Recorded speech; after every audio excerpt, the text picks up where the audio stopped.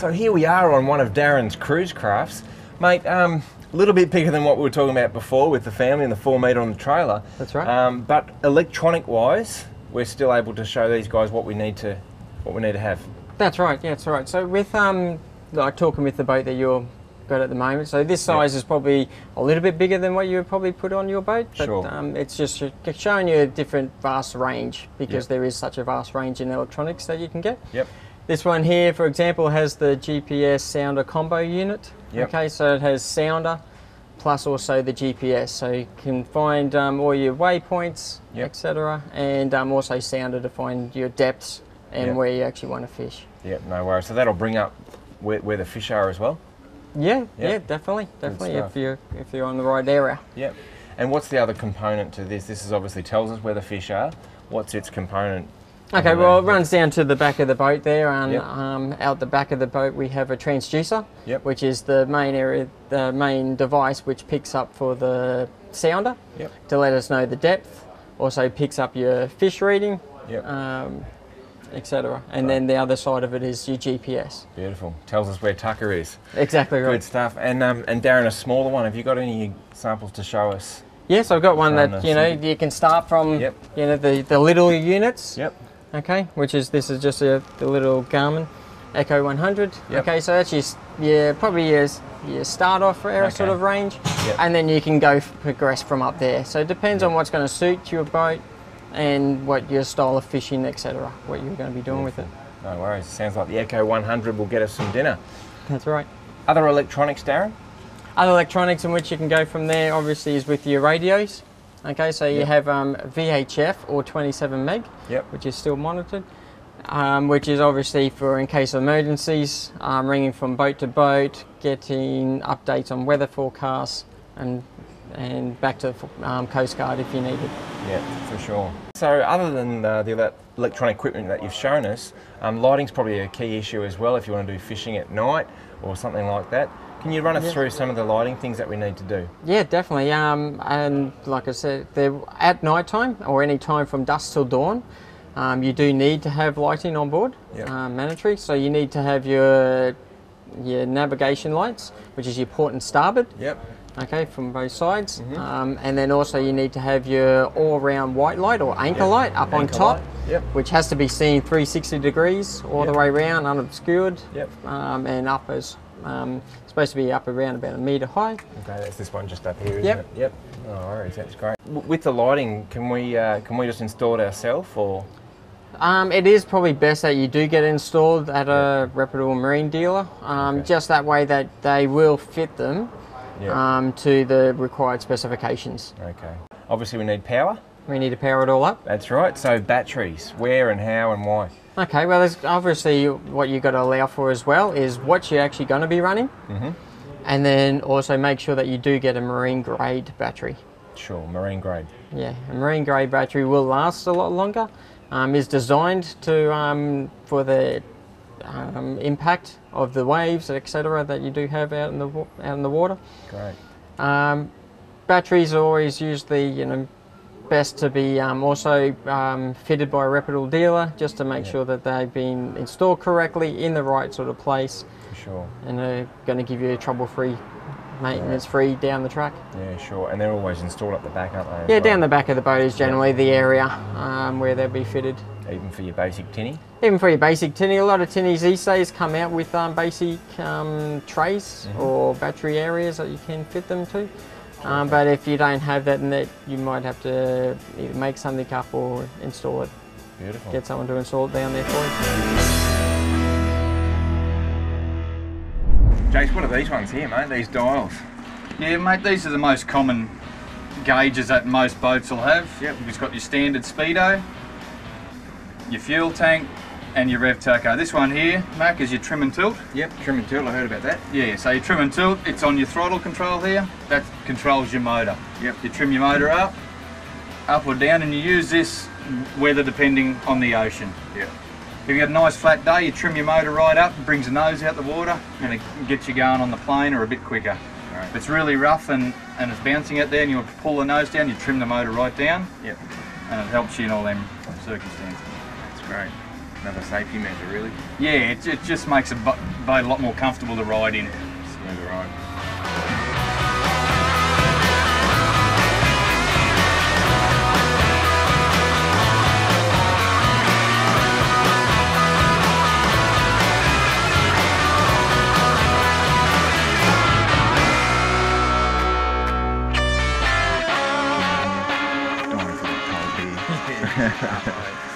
That was great, no worries.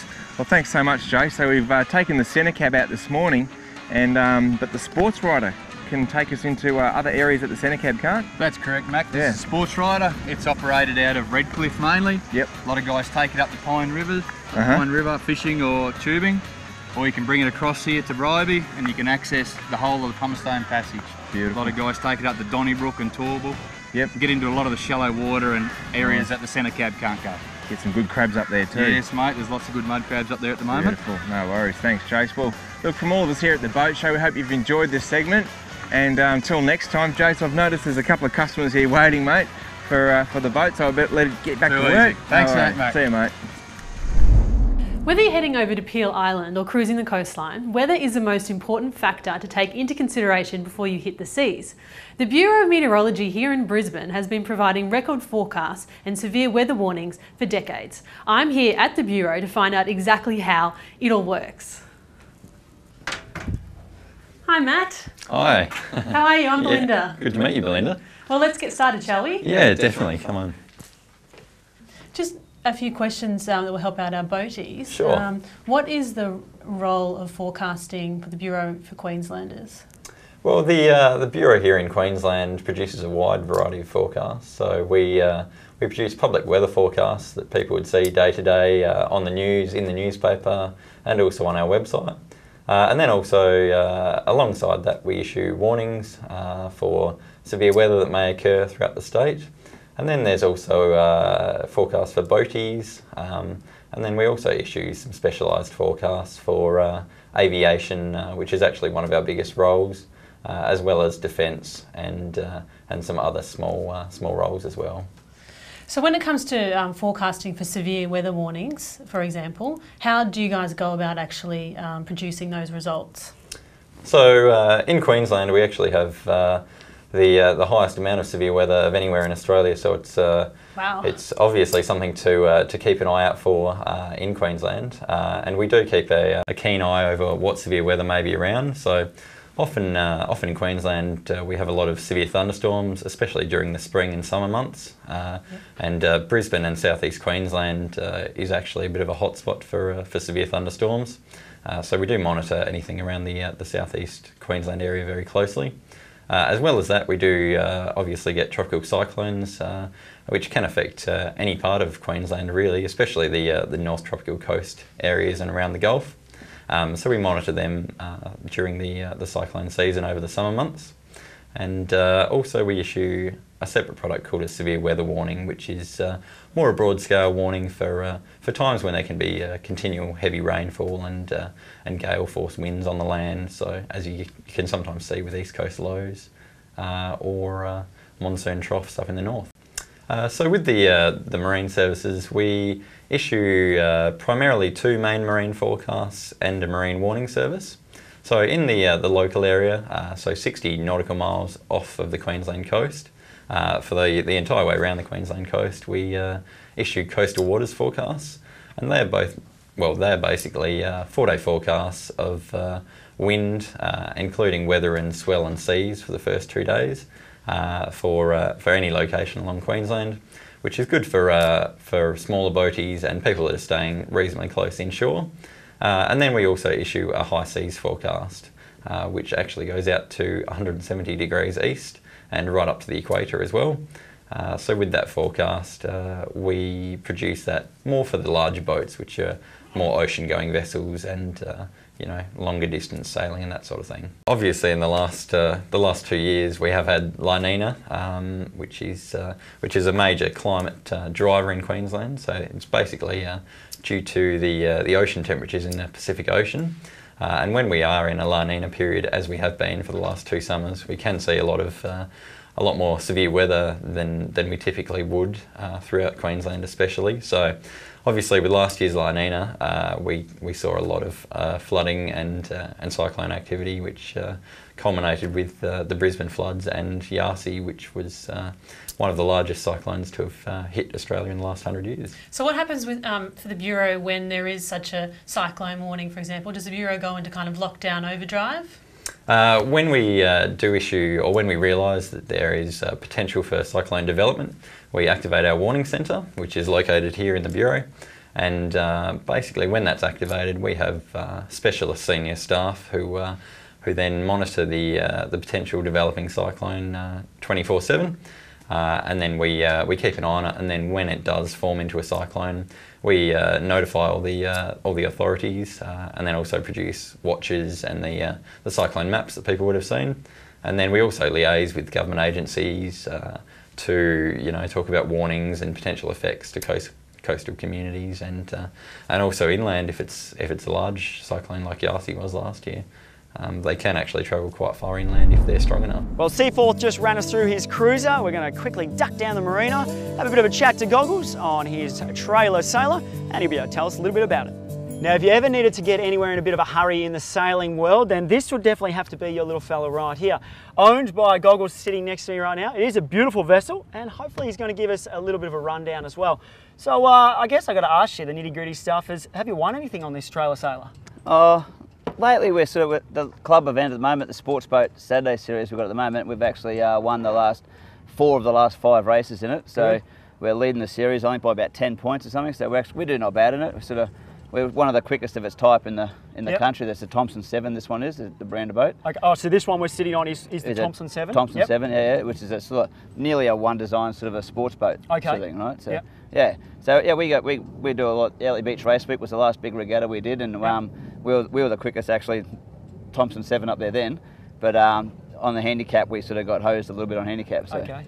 Oh, well, that's not too bad at all. Now, I was sitting on a cruiser before. This got a more narrower kind of hull on it. Now, tell me about the unique design with that. Is it quicker, slower? Like, what's the difference between them? Well, you'll find, even though we're only 7 metres long, most of the cruising boats are, when it's blowing a gale, they might do us, but as soon as we go downwind, we'll throw up a spinnaker, probably the equivalent of a 36-foot boat's spinnaker, so Quite so large. we'll give them a fair towel up downwind. Yep. The quickest I think we've had record on this boat, I think it's about 18.5 knots, I think. So sure. So it gets along quite well. Yeah. As I say, definitely hooking along, that's for sure. Yeah, it get a bit wet.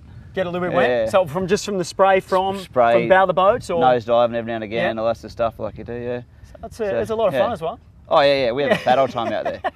Now, me and you sit on here nice and comfortably. How many people are you looking to cruise something like this? When we race, we normally race with 4. Yep. 4 people. We all to keep the weight down on the boat. Plus, we put our feet under these and lean out there. It gives you that full swing out. We've all got 8 packs. You got a bit of I was going to say that before. We actually saw him before with a no shirt on. We actually made him put on a shirt before he got onto camera, just in case the ladies got a little bit excited. That's for sure. That's right. It happens. It happens. So that's for the constant kind of leaning over to keep the weight of the boat. Is that correct? Yeah, just a bit more stability, leaning out, sort of stuff like that. Yep. But we went out on Australia Day. We had a WAGS race like today on Australia Day. Yep. And I think we had 7 on board. Okay. 7 on board, and we had to lose some ice out of the esky for that one. We should have. Definitely. So would you say all 7 of you are lined up along here, or you're scanned out? No. When you're going upwind, obviously the boat's leaning over a bit. Yep. We're all chuffed down one side, so then Yep. And this boat, for its size, is actually pretty stable with the keel. I've got 350 kilos of lead on this boat. Okay. Where a lot of the newer ones have got way less than that, but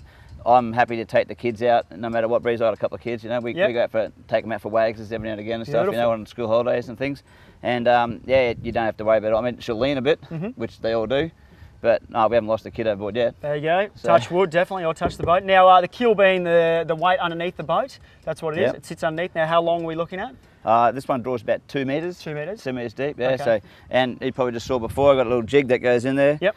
Wind it up, throw it up on the trailer, and it sits up here in the hard stand, so you don't have to anti-foul it, don't have to scrub the barnacles off. That's it. I guess that was my next tough question for you was, how do you maintain something like this being a trailer sailor, hence the word trailer. So you just pop it straight onto the trailer and away she goes. Give it a hose down, mate, she's sweet. Yep. Yeah. And you can pretty much just store them, in like a garage at home or something, the size? Yeah. What was it, 7 metres, 7 metres? The class we race against is anywhere up to from like 6 metres to 8 metres. Yep. And the masts come down fairly easy. So that, so you can time, like when we go to Ellie Beach and down regattas down in Sydney and whatever, you drop the mast down and you time all around the country. So it's a little bit of a fold up, pop it on the trailer, and away she goes. Yep. Nice and easy. Yeah. So if you're ever thinking about doing something like this at home, it's definitely a lot easier than what I guess you look at seeing it down at the yacht club. Yeah. Sail folds down, put it on your trailer, and away she goes. Well, Goggles, thank you very much for your time. It's always a pleasure to come on board. As I said, beautiful boat. Might have to get you out in the buff.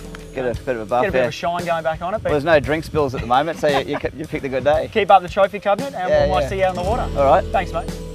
Well, we've finished up here at RQYS today. The sun's finally just gone behind those clouds. Hopefully you had a great day. If you did miss anything, please check it out online, and we'll see you after the break. It's quiz time again as we put your mind grapes to the test. In Queensland, there are 3 water types: smooth, partially smooth, and we'll find out after the break.